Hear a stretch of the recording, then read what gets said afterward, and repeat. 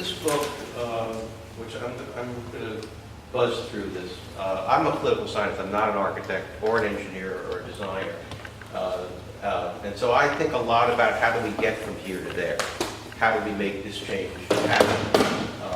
And so I'm going to talk about a definition of a sustainable city, which I think I should get out.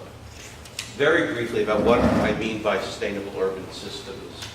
A little bit about something called the sustainable lifestyle.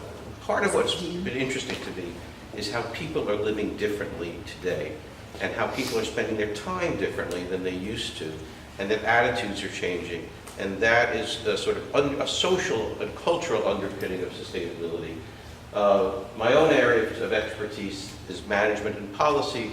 So the real question is, how do we make this something organizations do routinely, that there's not a sustainability office on the side, that is part of how management thinks about itself? And then what does government need to do, and a little bit on the future. This is too much for tonight, so I'm going to go through this fairly briefly. How do we define a sustainable city? A city that uses resources as efficiently as possible, uses renewable resources as much as possible, recycles as much as possible, and has the least possible impact on the natural environment. And what is this about? The traditional idea of environmentalism is you get close to nature. You live in, it's like Pete Seeger living on the Hudson River. And there's a problem with that. Well, Pete's no longer with us. I don't know what happened to his land, but there's too many people, and there's not enough land for that. Okay? There's now, when I was growing up, there were 3 billion people on the planet. Now there's 7.5 billion. We're going to get to 9 or 10 billion before we stop. We are going to stop. And the reason for that is that children who used to be an economic asset have become an economic liability. It's the best form of birth control there is, tuition and things of that sort. And it works very effectively. And it has worked very effectively. If you go to Western Europe or Japan, they're losing population. The US would be losing population if it wasn't for immigration. At a certain point, the whole world will be economically developed. And we're not as far from that as people think. And at that point, population will peak and start to go down, actually. And so the idea that population pressure is infinite and will never stop is simply not true. There's lots of data that shows that, that's not the case. What's not sustainable about today's cities? Well, the biggest problem is fossil fuels. Okay, if you solve the energy problem, you pretty much solve everything else, because everything takes energy. Fossil fuels pollute when you get them out of the ground. They pollute when you burn them. They pollute when you ship them. And they're getting scarcer, and they will become more and more expensive over the next 100 years. Renewable energy, in contrast, the sun is free, and the technology is only going to get cheaper to absorb it and store it. We're at the tipping point, and just as the internal combustion engine drove the horse and buggy out of business, the electric car is going to drive the internal combustion engine out of business. People don't realize that's a 100-year-old technology, and its time is passing. But there are problems with getting from here to there. We also have other issues, waste, water, congestion, toxics, pollution in general. Toxics is something that isn't getting a lot of attention, but in fact the use of a wide variety of different chemicals in routine production is simply part of how we live, and we need to figure out ways of putting all these things under better control.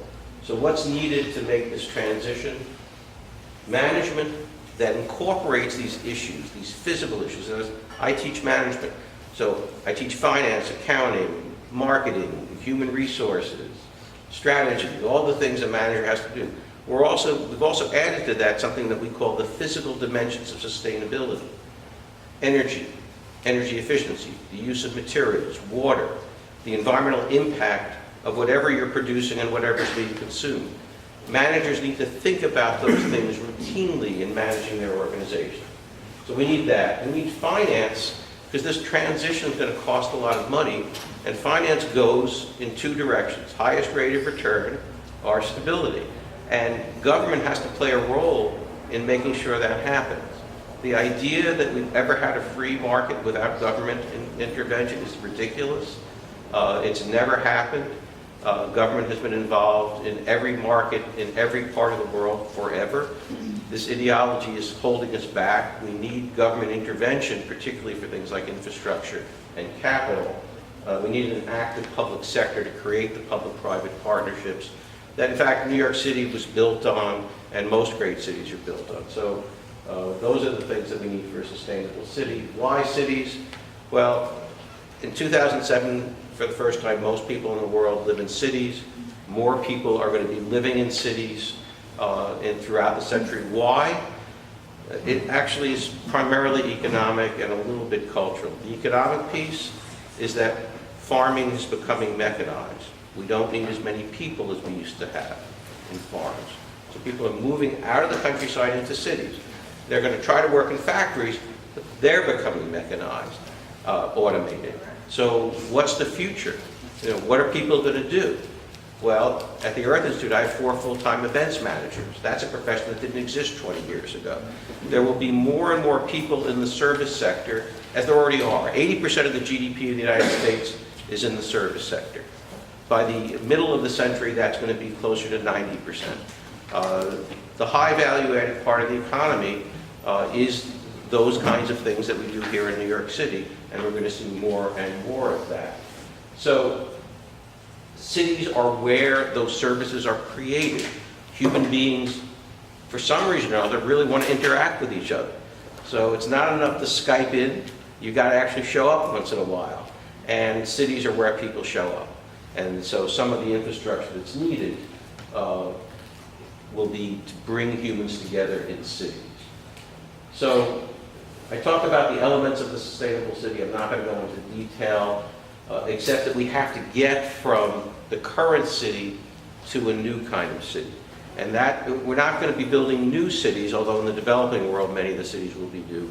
In this part of the world, we're going to be building the sustainable city literally on top of the pre-existing city.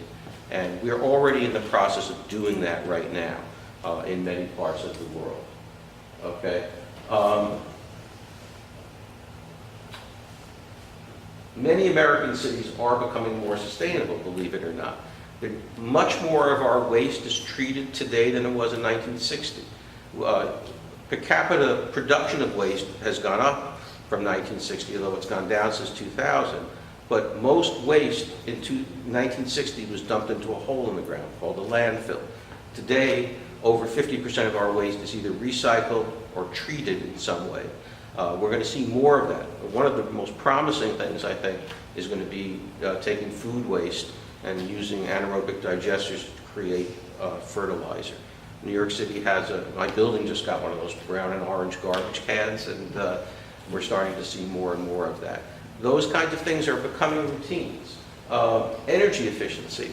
There is a lot of work going on all over the United States in making our appliances and our cities and our transportation more energy efficient. It would be helpful if we had a government in Washington that promoted that. Actually, it would be helpful if we had a government in Washington. But fortunately, we're in a federal system, and lots of things are happening at the state and local level. Places like California and New York are moving on this agenda. There's much more sewage treatment today than there was 30 or 40 years ago. I mean, look at New York City. Until 1984, we dumped raw sewage into the Hudson River until we built the North River plant. You think any of this stuff along the Hudson would be here if that was still a moving sewer? And this is happening all over the country. Thing to keep in mind in the United States is that the air and water and land today is cleaner than it was in 1970. Much cleaner. I mean, you know, you can't even compare. From the end of the Depression until the 1980, you see GDP going up and you see pollution going up.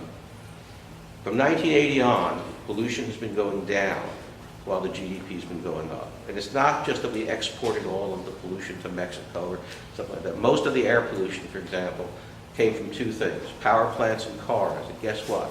We've got more of those today with 100 million more people than we had in 1970.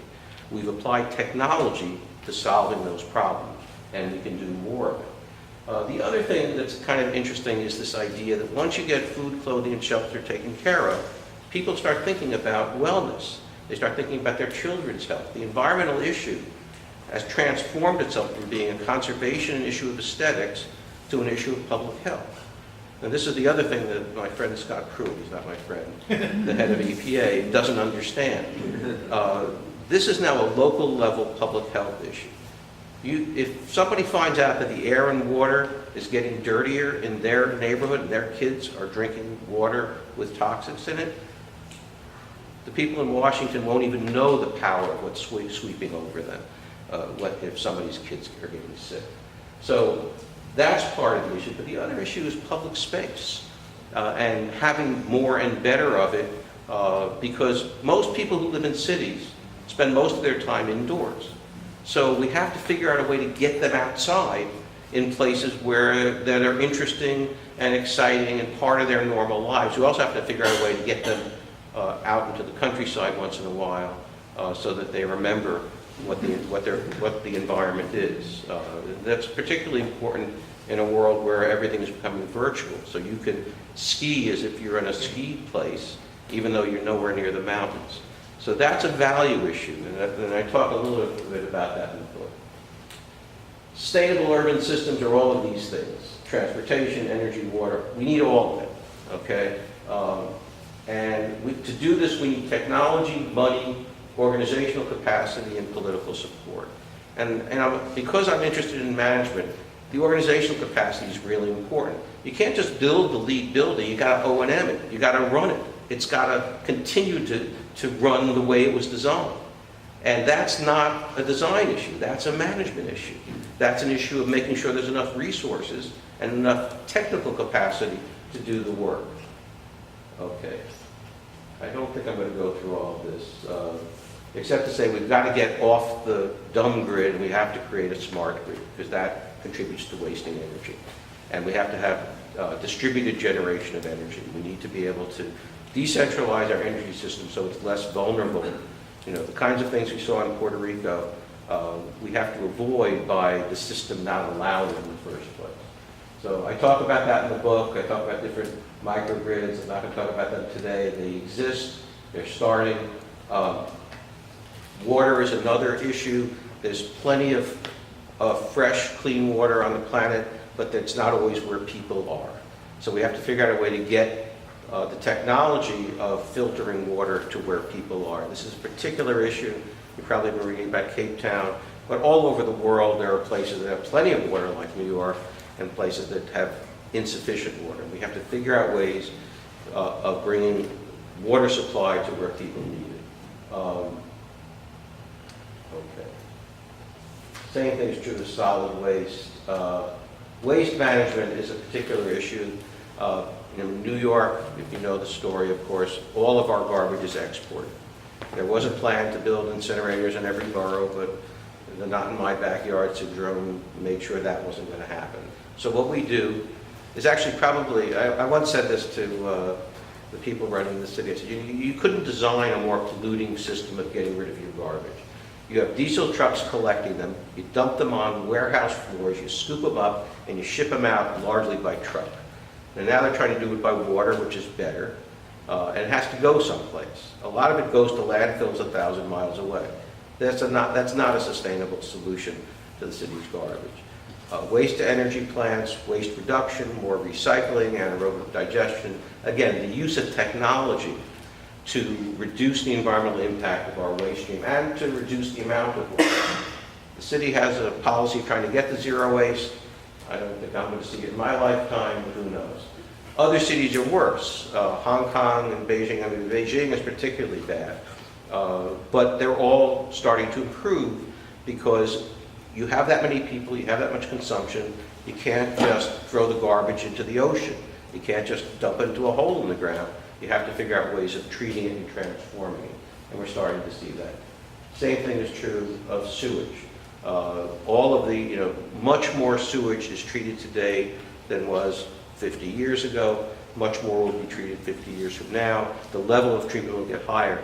Today you may have seen a study from the Earth Institute Le Mans Observatory measured pharmaceuticals in the Hudson River. And guess what? We're not treating we're not using the ultraviolet you need to get rid of those toxics in our water, in the Hudson River. Now, it's not in our water supply, fortunately, but it is in the river. And so that we're going to see, again, we know how to solve the problem. We just haven't spent the money on it, and we'll need to do more of that.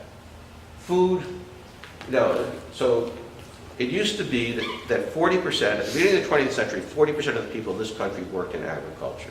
Last year it was 1.2%. So the idea that, and in the case of New York, locally sourced food is only 5% of our food supply. And it will never be higher than that because all the farmers within 150 miles of the city are producing everything they can for the city's green markets. So we are part of a global industrial agriculture system. The idea of a farm as being anything other than a factory is ridiculous. And we have to manage them and regulate them like they're factories. I mean, everybody has this idea in their head. Okay, a farm is a family, a few cows, something green. The farms that are like that are basically subcontractors to the global food industry. And the global food industry is the least regulated manufacturing system in the world. And they pollute like crazy. They use lots of water, they use lots of toxics, and it needs to be brought under control. And that's only going to be done with government. So, again, I don't want to talk any more about that. Okay, open space and parks. This is going to be more, as we get more and more people living in cities. I raised my children in Morningside Heights. Their backyard was Riverside Park. We couldn't use Morningside Park in the 1990s. Today it would have been Morningside Park. There's no more gunshots down there, so it's the heroin trade has been moved someplace else. So the park is available. But we need these parks. They're very, very important, not just for people using it the moment they're using it, but for the psychological space it creates for you. You've been to a park. I can go to a park. That park is there. It's in my mind. On a Saturday or Sunday, I'll get to be in it. It's a place I can bring my children to play on the playground. These spaces are incredibly important for the level of density that's coming all over the world. And in some parts of the world, particularly in Asia, these are seen as luxuries, not as necessities, and they are a necessity. They're also very useful for all sorts of issues related to drainage and water pollution, air pollution. You need a certain amount of green space to absorb, particularly stormwater. In Houston, for example, after the hurricane, they paved over so much of the place that contributed to their flooding. New York is doing more than it used to, but needs to do much more to deal with those issues. And it's also, I like to talk about parks being a commerce-free zone for families and cities. And anybody who's raised kids knows you walk down the street and your wallet opens as your kids say, I want that, I want this, I want that. Parks are one place where the only thing they can buy is an ice cream sandwich. And even that is only every once in a while. Okay, so it's a place where you get relief from this modern commercial assault that we're all under all the time. And what's really interesting is urban parks that have been that are being built in really novel ways. And the Highline is the great example here.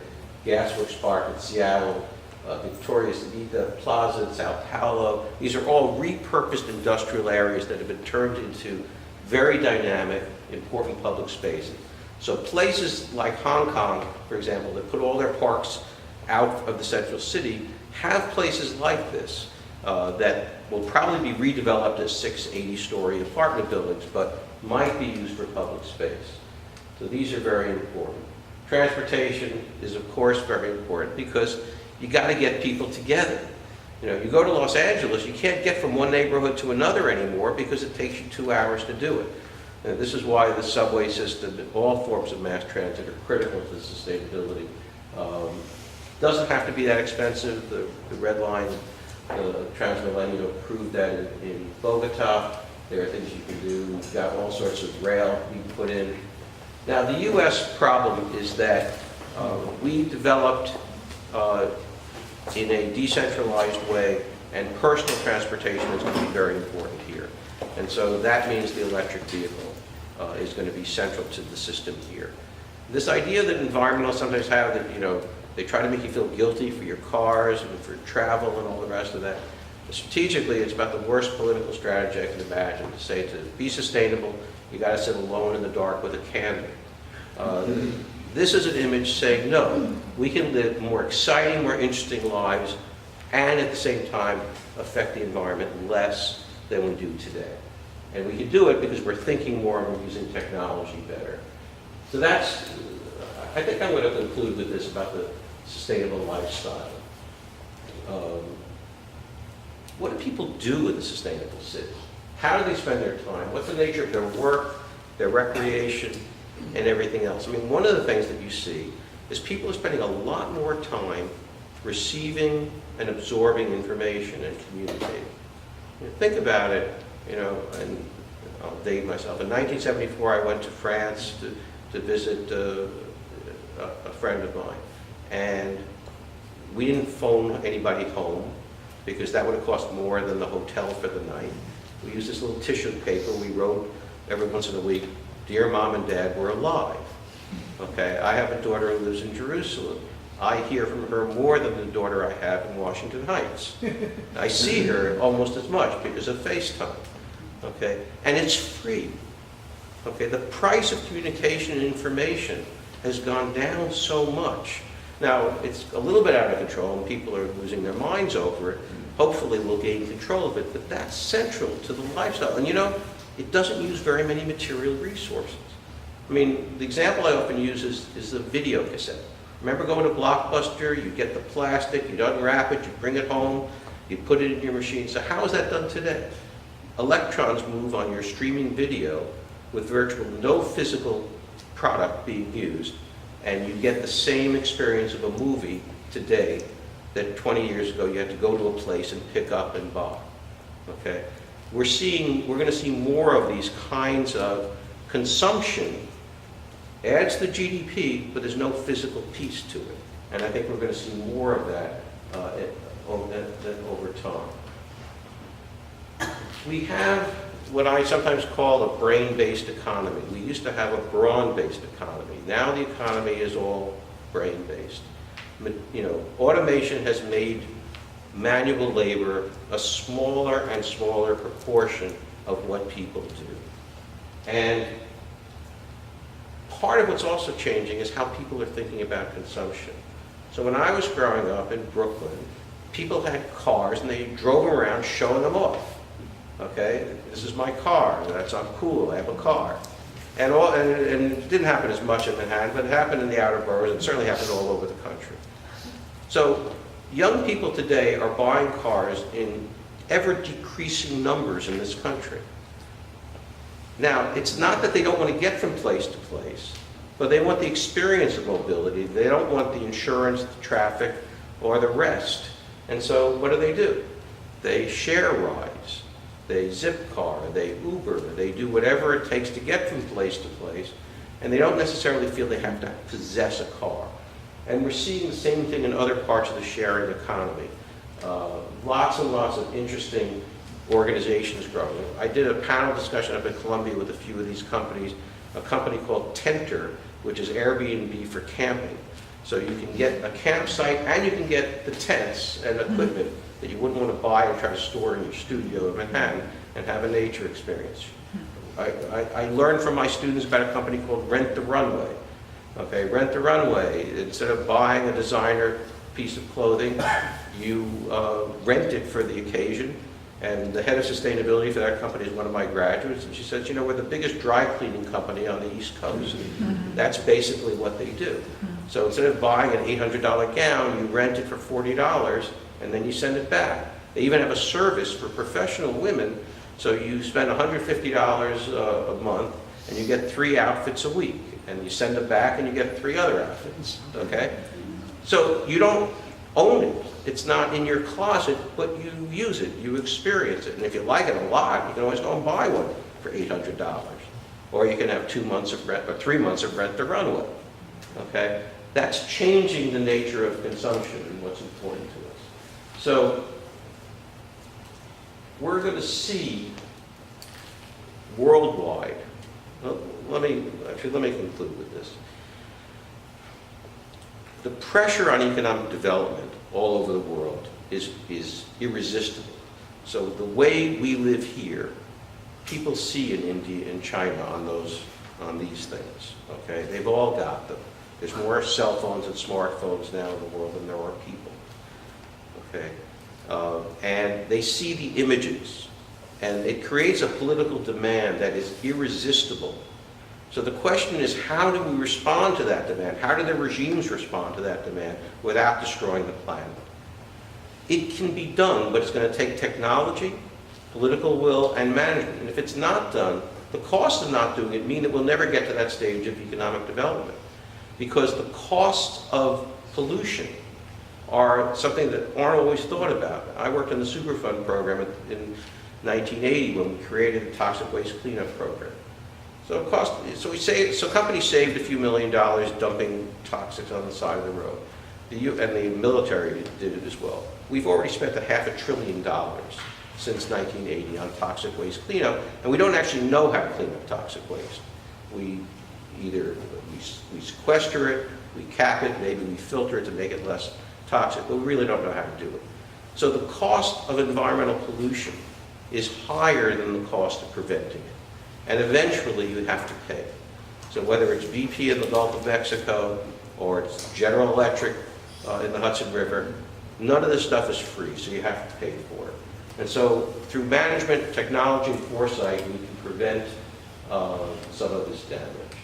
Let me see if there's anything else I need to say before we open this up. Okay. I do, as a management professor, I have to say, I do think a lot about how you make this part of the organizational routine. And the thing I sometimes say about that, in the 1990s, lots of companies had international desks, and they did the global stuff, okay? Now there's no international desks. Every desk is an international desk. Every manager of a major corporation thinks globally because we're in a global economy. How did that happen? It happened because of technology, containerized shipping, GPS, barcodes. Suddenly, instead of having to assemble all the things to manufacture in a warehouse and pay for that for the 6 months before you manufacture, you have just-in-time manufacturing. All the stuff comes to you from a global supply chain. New York was a manufacturing city. We almost went under in the 1970s in the transition from the industrial economy to the post-industrial economy. In 1947, almost half the GDP of this city was in clothing manufacturing. Now I think it's less than 2%. What happened? What is everybody doing here? Well, we're working on public relations, we're working in universities, we're working in healthcare, we're working at museums, we're working in tourism. We're working, but we're doing different things. And part of that, and the city is richer than it's probably ever been. And it's richer because we've matched what we do to that global economy. Now the point is, how do we sustain that? And one of the ways we sustain it is we get off fossil fuels, we reduce as much as possible our environmental impact. Now I should say, human beings damage the environment by our existence, okay? We can't prevent it. So the question is, how do we minimize that? How do we make sure that it's contained? And the way to do that is in cities. And I think I have too much here to talk about, so let me just stop and see if I've said anything that causes you to ask me a question. Okay?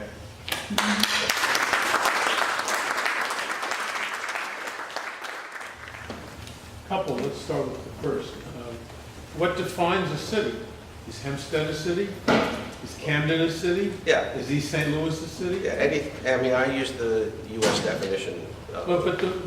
What we've seen with our cities is that there are few cities which continue to generate economic growth, which continue to be a magnet, and for many of the things you've just discussed would be very important to them. We have a whole host of other cities and semi-urban areas or even suburban areas which are witnessing a greater number of people on welfare, which are witnessing no economic growth, which are places people run from rather than wish to live in.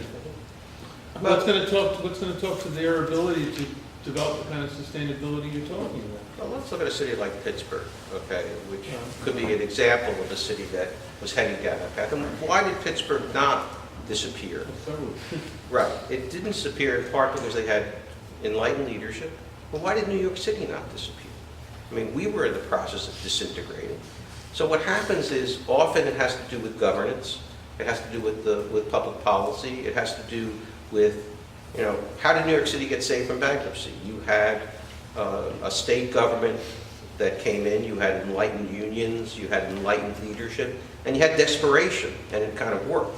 Sometimes it doesn't work. Some places it won't work in. But I think, by and large, people are gravitating into these places. One of the things that will help some of these cities you're describing is that places like New York and San Francisco are getting so expensive to live in that if you want an urban lifestyle, you may not be able to afford these places. And I think we're going to see these satellite cities developing for that reason. But I should say that the book I wrote is a kind of primer introducing what I think of as the core ideas we need to think about.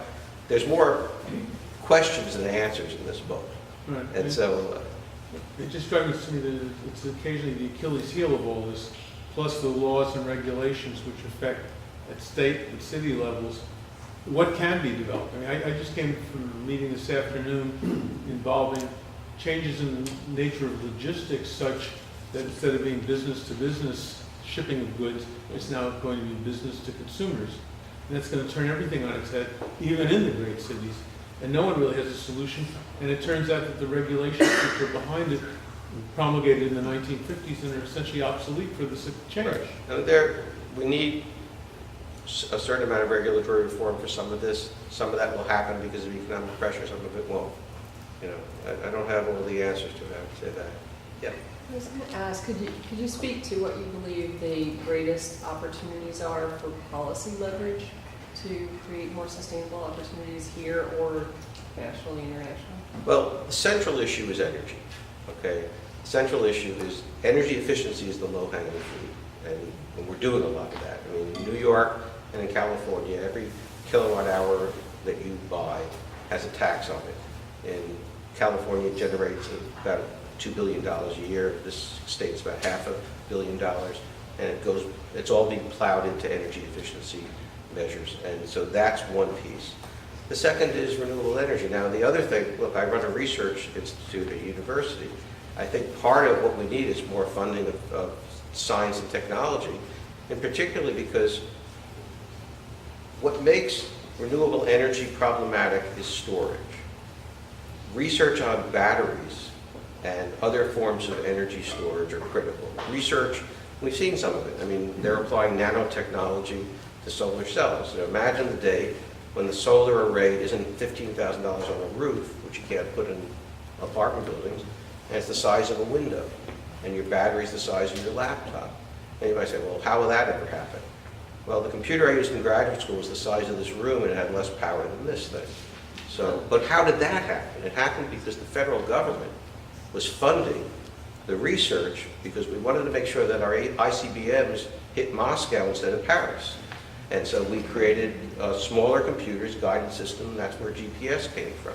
So we do need continued federal investment. Now, believe it or not, even though it's not growing the way I would like to see it grow, it's been pretty stable. The president proposes a science budget, everybody freaks out, then the Congress gets to it, and guess what? There's research universities in Georgia and Texas and Kansas, and those senators aren't letting their research universities get cut, so the funding hasn't been cut, but it really needs to be increased. So I think that the development of the technology of microgrids, smart grids, energy efficiency, and renewable energy and energy storage is at the center. Because everything takes energy. You want to filter water, you need energy. You need sewage treatment, you need energy. You want to move people around, you need energy. And energy and the climate issue are connected to each other directly. So that would be my highest priority. Other questions? In the back, yeah. You mentioned the satellite cities. I just wanted to follow up on that. As the cost of cities like New York and San Francisco do get more expensive, what advantage, if any, is there to these satellite cities? Well, it would depend on whether you have a nice train connection to the bigger cities, right? And some of them do.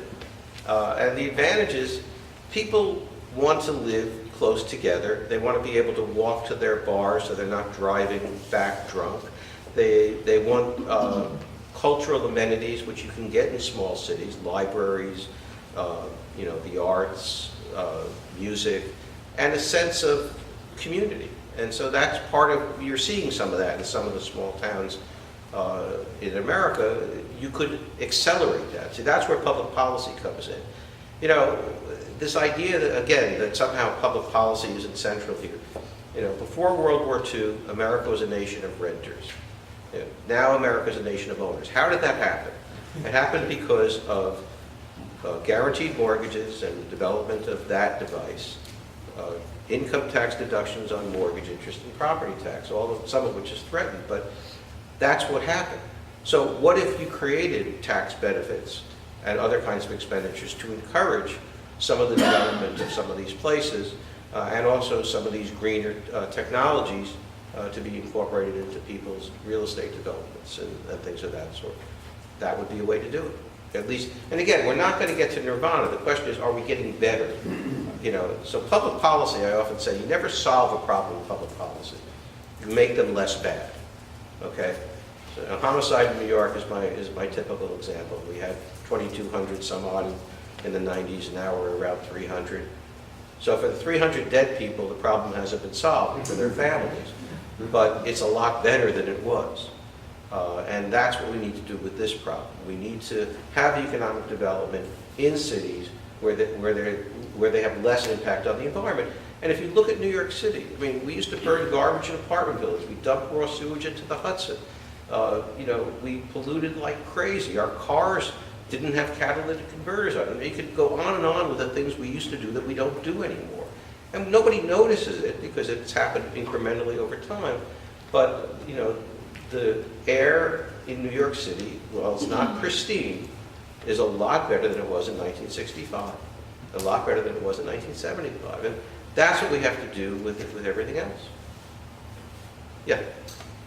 I think you might have skipped over it, but one of the concepts of sustainability that goes a little bit outside of the physical element of it is the kind of social equity sustainability. And if you look at all the luxury apartment buildings that have been built post-recession, that model clearly unsustainable. Rents have gone down, vacancy's gone up, even in a 5 or 6 year span. Okay, but one of the solutions to affordability in New York, in which we are in a severe crisis, is density, which many of the neighborhoods are unwilling to increase. But if they were to increase it to alleviate a social equity problem, that density would presumably increase the physical environmental pressure. I think people in general are very conservative about what they have. That's where NIMBY comes from.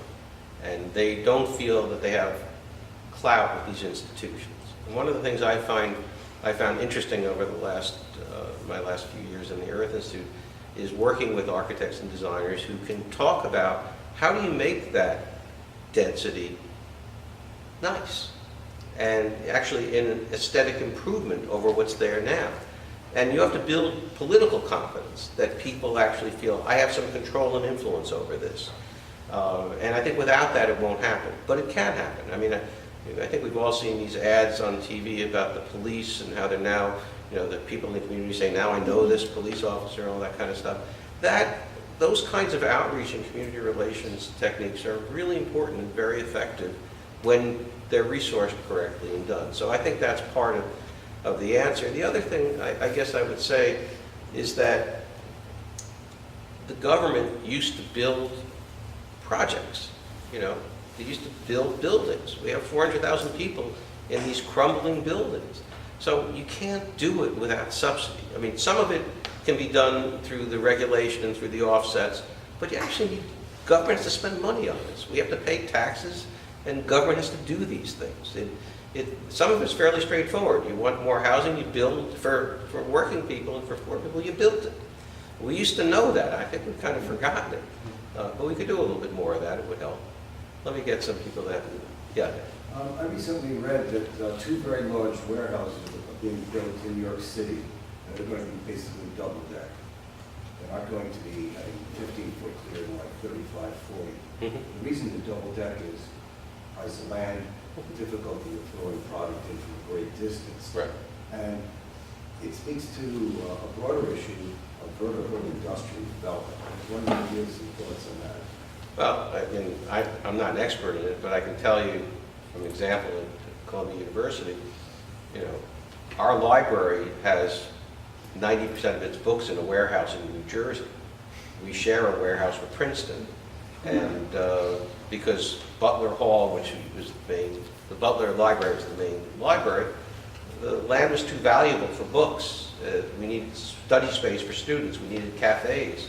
So the coffee came in, the books went out. So if I want a book, it takes me a day to get it now. You know, now most of the things I do on research is electronic anyway, so I don't think I've held a book in a few years, except for maybe my own. But Buy one tonight. you know, For sale here. I do think that we're going to see more of that. One of my colleagues in public health is building Dixon DePalmier, and he talks about vertical farming, you know, that you could build a closed system farm in a skyscraper. But the land, you know, and transport has to, I mean, you have to fundamental change in the cost structure, but we are seeing some of that. And that's where this warehouse issue is coming. I don't think you're going to see it in Arizona too soon, but you may see it in places like this. I think you'll see more of it. I think the use of space is changing, and then the question is what we put there going to be built in such a way that its energy use, its material use, its waste is under control, and that we don't just build it and without thinking about these factors. And I do think more and more people are thinking about them, and that's a kind of paradigm shift. People, particularly young people, if you look at opinion data, young people think about these things a lot more than old people do. They think about, where's my garbage going, and do I need to own this, or can I just experience it? That's the sharing economy. And that's a value change that some of us that grew up in a different time really have. I mean, I'm trying to understand it because I talk to my students and they say, no, I don't need that, I just want to use that. And I think that's a pretty interesting difference over where we were before. Yeah. There used to be much more talk about population density worldwide. Right. The population bomb. Right. And where does that fit in today, in your thinking, in your institute's thinking, and Well, the Earth Institute has many different thoughts of many different people. So I have to say, I can't speak for, if I try to speak for 300 faculty is ridiculous. But let me say what I think about it, okay? Economic development brings about a demographic transition.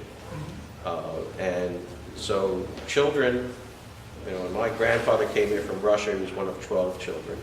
And his parents had a lot of kids because they were, first some of them died young, and then they were their social security, and they also worked the field, okay?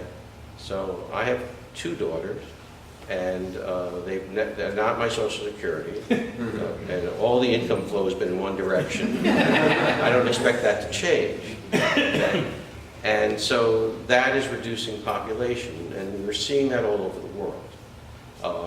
That with economic development, you see reduction in population. Now there are some cultural differences in some places where you won't see it very quickly. We know of those places, but in general, you are starting to see that. And we are going to hit a peak population with economic development. Now if you don't have economic development, it'll change. But the thing that's really forcing a lot of this is the automation of agriculture. I mean, if you think automation in manufacturing has reduced employment, automation in farms has been exponentially more intense and is still growing. And you go to an auto manufacturer today and you see a couple of hundred people working in control rooms. There's not 10,000 people on an assembly line anymore. Farms are starting to see more and more of the same kind of phenomenon. And so that really means that the economic value of having children has gone down and will continue to go down. And the global population is still increasing, and the U.S. population is still increasing. well, the U.S. population would have stopped growing if it wasn't for immigration. Japan is reducing its population because they don't allow much immigration, Northern Europe. and it's happening in Europe as well. So without immigration from the developing world, there wouldn't be very much growth of population in these other places. And once the developing world is developed, they won't have any reason to want to move and immigrate in the same numbers. There'll still be immigration for economic and family reasons, but not like what you've seen. Yeah. Do you see much difference around the world in urbanization? I mean, in this country and in Europe mostly, we're sort of rebuilding or retooling existing infrastructures. I think in Asia still we're sort of, they're building new cities of Right. 3-4 million people or more. Right. And you know, are they rebuilt with sustainability in mind, or you know? Some is that- are, some aren't, and the ones that aren't are going to have to rebuild. And then you have the phenomenon of shanty towns, which are endemic all over the developing world, which are highly polluting and are horrible places for the children that are growing up there. And so there are many, many issues related to this. But again, think about, my friend Jeff Sachs pushed the Millennium Development Goals, and the global extreme poverty rate has gone down dramatically in the last 20 years. Not to the point of zero. And we still have a long way to go in a lot of these areas. But I do think that if you look at the trend line, it's moving in the right direction. Now the question is, some of these cities, they're not paying enough attention. A lot of the economic development in China and India have made the same mistakes we've made here, only they're making them on steroids. I mean, in China, the economic development that took us 40 years, they're doing in 10 years. But interestingly, now the environmental part is happening fast also. So I'm part of a group that's doing sustainability metrics in China. So mayors of Chinese cities were rated by the party and by their rewards purely by GDP growth. So we've now created an environmentally oriented metric in sustainability. We ranked Chinese cities. We did this with the China Center for International Economic Exchange. And mayors now are going to be judged on two things: economic growth and environmental protection. Now, that is the kind of thing that we need to see. China is putting huge amounts of capital into high-speed rail and mass transit and even things like renewable energy and water pollution control and all the rest. So that's what we're seeing there. Other parts of the world, it's going to happen in fits and starts. A lot depends on the political regime and their ability to do things. I mean, in this country, we seem to be incapable anymore of doing these big things that the government needs to do. I mean, imagine a Tennessee Valley Authority or even a Colorado River project being planned and implemented by this federal government. I mean, you can't even think about it. And yet we need more of it today than we've ever needed. And so that's a problem here. Fortunately, it's a federal system, and so some of the stuff will happen at the state and local level anyway, but we need more. Yeah. Which cities do you think are doing at least some of this stuff best? Who are the leaders? Well, of course, places like Portland and Seattle are International. Oh, internationally? The leading cities are probably in Europe, not in Asia or Africa. And we're seeing, you're seeing pieces of this. I mean, part of what I wrote in the book is you're seeing pieces of it everywhere. And you're starting to see the beginnings of it. And what I think is particularly interesting is the young leadership in the developing world, particularly in China and India, but in other places as well, paying more attention to this. I mean, it's a lot like the 1970s and 80s in the United States. There's a growing environmental consciousness that I think is going to have a big impact on the further development of these places. But at the same time, there's always going to be people that want to take shortcuts, that want to get around the rules and do whatever they can do to make a fast buck. I mean, that's going to happen. Yeah. We, in America, we've always had this disposable attitude towards everything, and I think it took a long number of years or decades to move towards recycling even tin cans and glass. Right. And we've now gotten there, and we're doing it. And Europe has been so far ahead of us in terms of keeping their buildings. Right. And we tear down our buildings when they're when they're inefficient and build us something that's twice as tall, and there's so much about greed or just disposability. Do you see any hope that we're changing our attitude? I think there's been some movement toward preservation in this country, but I think we do have this, and particularly, you go to the Southwest and the Southeast for that matter, and you're still seeing a lot of that kind of attitude. America still has vast pieces of itself that haven't been developed, and to some degree, I hope they're never developed, but that doesn't mean that that'll happen. So, I think just like we have two different cultures in America now, the sort of red and blue culture, there are people who are absorbing this and aren't. But the most interesting thing about environmental attitudes is, particularly if you're under 30, it cuts across political ideology. And it seems to be growing, which I think is pretty interesting. I mean, my original field was actually public opinion. That's what I did in graduate school. And I'm always looking at environmental polls, and it's really interesting, especially by age. And so we have to count on young people to do the things that those of us who are older fail to do. Yeah. About the cities that host the Olympics, is that good for sustainability of cities or not? There's a lot of controversy about that, isn't there? I don't know. I mean, I think, something about mega projects is positive and something about it is negative. I mean, think about what would the west side of Manhattan look like without Lincoln Center, What would this part of town look like without Battery Park City? So, they're unpredictable. And I think what will be interesting is will future city planners think about these issues as they put up these kinds of projects? And I don't know what the answer to that is, but I hope they do. I think it would be good if they did. So do we have time for another question or two? Yeah, go ahead. Question is on what the number of members of the faculty, both in engineering at the Earth Institute and in Lamont Doherty, talked about, which is carbon sequestration.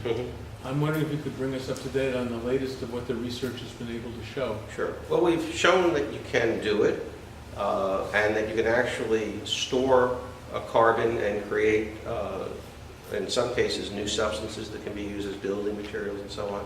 It's incredibly expensive. And again, it's not going to be commercially viable without government intervention. In other words, if we get to the point where we're doing carbon capture and storage, it's going to be because we're underwater and somebody said, let's spend $1 trillion on that technology. One of my colleagues is a fellow named Klaus Lochner. Klaus invented basically a tree that absorbs, an artificial tree that absorbs carbon, and we have people working at the observatory on how do you take that carbon and store it, and we've done some experiments and we know we can do it. It's just really expensive. The economics still don't work. They'll never work on a market basis. Okay. But lots of things that we need don't work on a market basis. But I would rather avoid it. I mean, I'd rather spend a lot of money on the technology, because if we get to the point where we haven't done what we need to do, we will do it. Before you spend trillions of dollars on coastal infrastructure, you're going to suck that carbon out of the atmosphere, I guarantee it. But I'm hoping that we don't get to that point. I actually think we probably won't, because I think that renewable energy will come faster than my friends that own fossil fuel stocks think it will. Could forget coal, too. Yeah. Here in New York, we have Con Edison monopoly, and distributed energy is a great idea, except that Con Edison will never let it happen. So how does a city like New York, where it's so centralized, ever be able to break that kind of system? So there's a couple of ways it'll happen. Politically, there's still regulated utility, so government could do something. But let's put that aside for a moment. I used to ask in my class, how many students own landlines in their apartments or in their doors? And 10 years ago, a few did. And now, of course, for the last 5 years, nobody has. Now, what happened?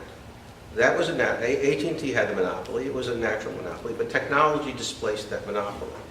So if I can run my apartment from a solar cell on my window and a battery next to it, I can disconnect from the grid. I don't need to distribute it. I need to send it. I mean, it'd be better if we could send it back. It'd be better for the people and for the users, like industries and institutions that need more energy, it would make sense for it to go back. It would be better for the society. But I can disconnect. You know, kids are disconnecting from cable TV. They don't need that anymore, you know. So you could imagine a technology of energy that doesn't require the grid. And not just imagine, there are people that are doing it. So that'll be it for Con Ed. Now the problem is we've got a lot of money in their infrastructure. There's a lot of investment in their infrastructure, and it would be better to modernize it for the 21st century rather than let it fall victim to market forces. But you know, if government doesn't do what it's supposed to do, the market will do what it does. Yeah. So as New York and San Francisco do get more expensive, and cities like Dallas and Denver grow, what is the future of New York? Well, a lot depends on public policy. I mean, you know, those 60,000 homeless people want to live here. The 400,000 people, I mean, lots of people want to live here that can't afford to. So you need a subsidy. You need something. I mean, I wouldn't live in Manhattan if Columbia didn't own my apartment. You know, I mean, I'd be commuting in from the far reaches of God knows where. You know, institutions and organizations, you know, need to play a role. You know, food, clothing, and shelter, the basic necessities. Food and clothing are a smaller and smaller part of your disposable income. The only piece that seems to be staying high is shelter, and particularly in places like this.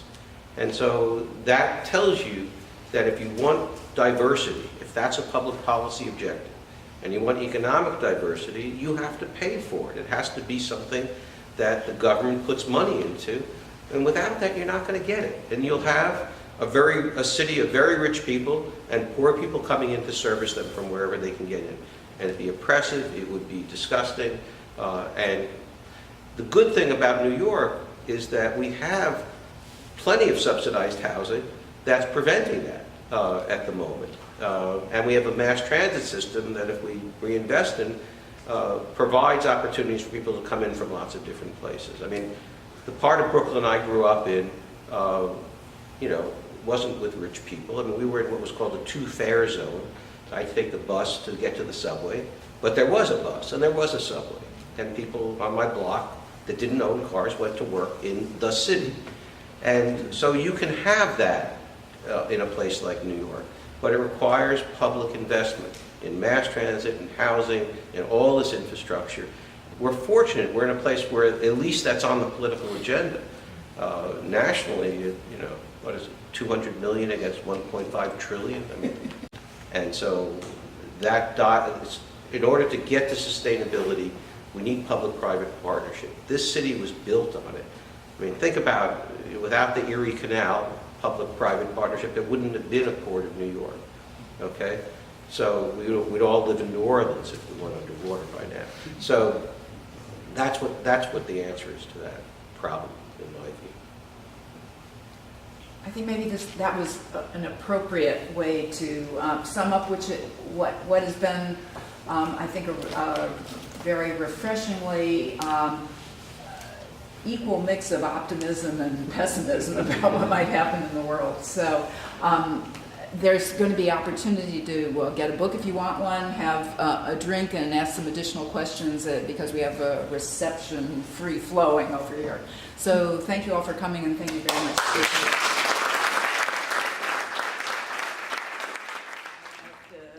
Program. Let me ask how many people are architects or engineers here tonight?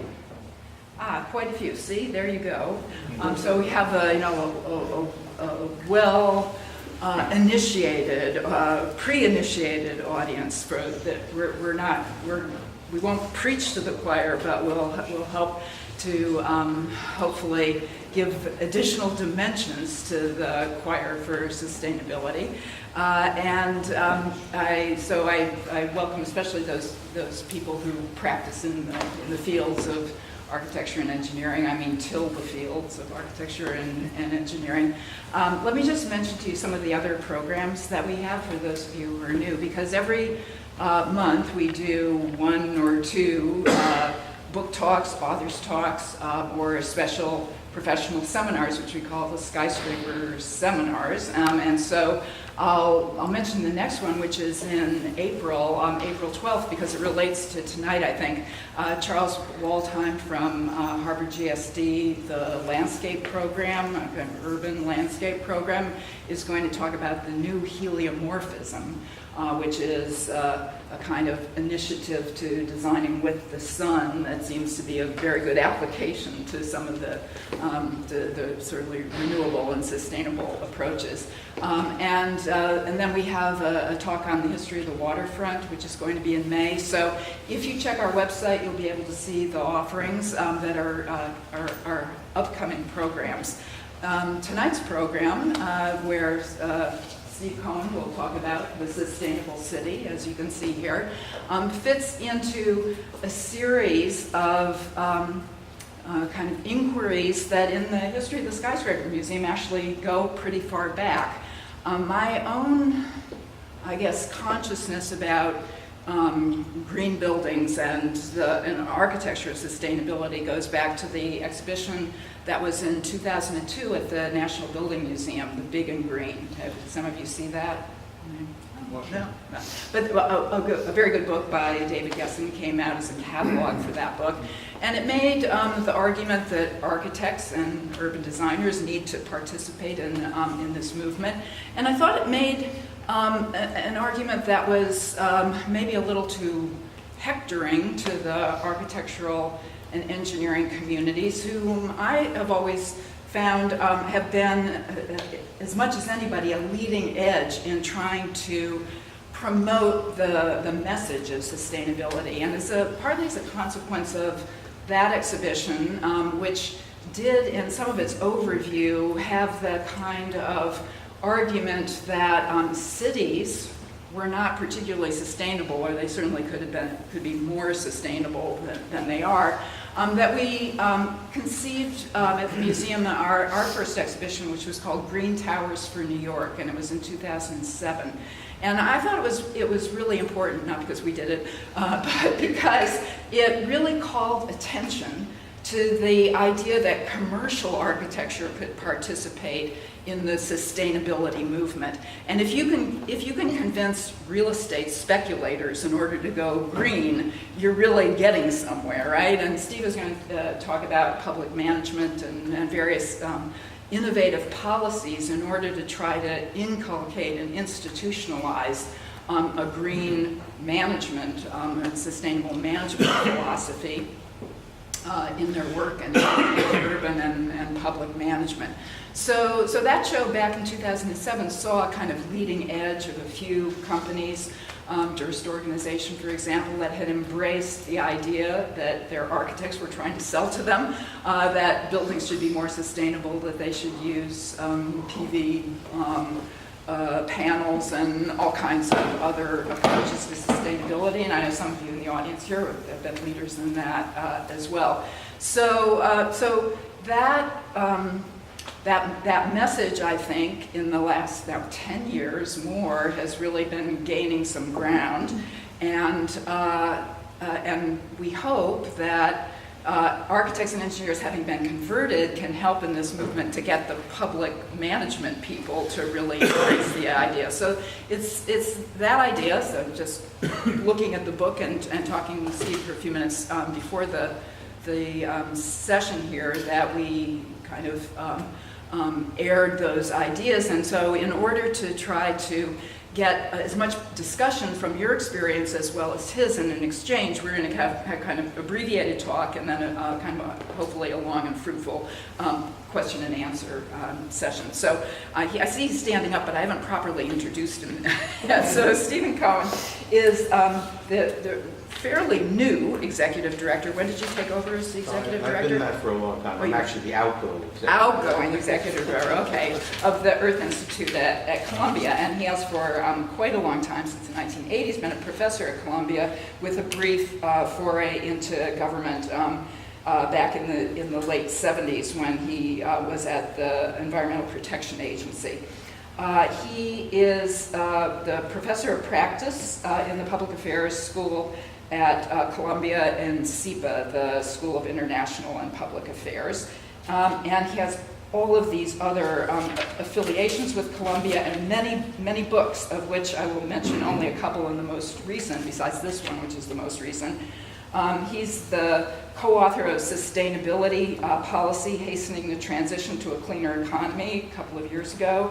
The Tools for Innovators, Creative Strategies for Managing the Public Sector Organizations, The Effective Public Manager. So you're getting a theme here about his work, and he's taught courses in public management policy analysis, environmental policy, management innovation, and sustainability management. So he goes back in this area many a year, and so he brings great experience to the topic.